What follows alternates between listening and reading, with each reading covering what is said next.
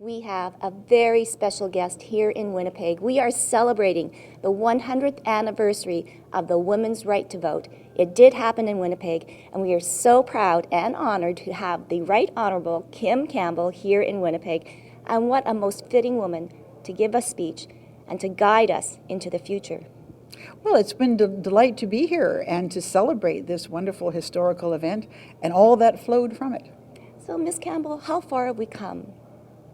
We've come a long way, and in a number of ways. First of all, not only that women are doing many things and assuming roles. I'm still waiting for another woman prime minister, but we've got women premiers and mayors and things like that happening. But we also have a much better understanding of the value that women bring to organizations, a lot of research, so that instead of saying, well, maybe we'd include a woman, or maybe if she's somebody who can leap tall buildings in a single bound, we might include her. We now know that the presence of women in corporate boards and management in organizations is in fact very much a plus. Mm-hmm. So we can begin to push on those doors a little bit more. But you know, old habits die hard. And sometimes people like their comfortable arrangements that they've made, and so we still have a lot more to accomplish.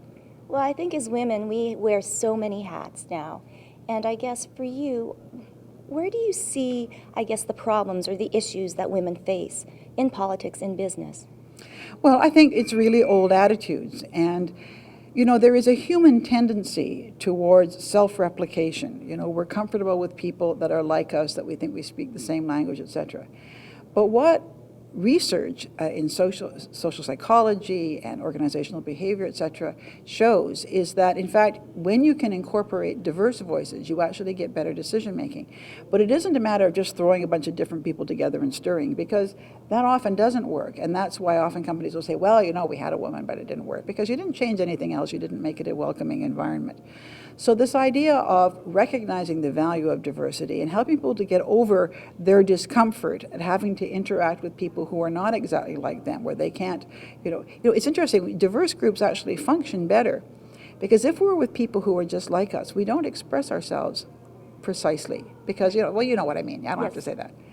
If I'm with a group of people that don't have the same background that I do, the same terms of reference, I have to be much more precise in what I do, and the level of discussion rises when you have diverse groups. So there's a lot of interesting research that shows that.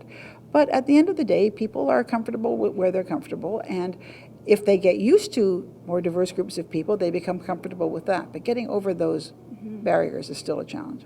Well, you yourself, Ms. Campbell, are an icon and a mentor for so many women, our 19th Prime Minister, and yes, we hope that we will have a new Prime Minister, I'm not getting any younger, folks. I'm wanting to be there when she's sworn in, so let's go for it. Oh, thank you so much, Ms. My Campbell. pleasure, and happy anniversary, Manitoba, out there leading the way.